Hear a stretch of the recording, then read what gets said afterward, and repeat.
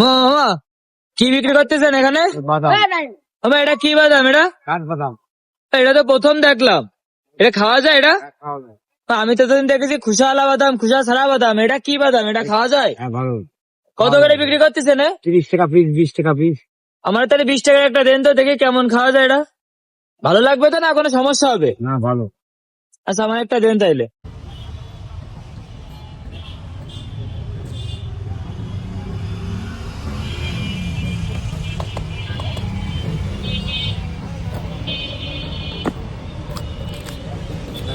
তবে কেমন খাইতে আমি তো জানি না, আমার একটু বাদাম ছিঁড়ে খেতে হবে।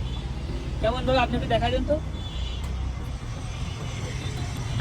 প্রথমে মিক্স, এইটা।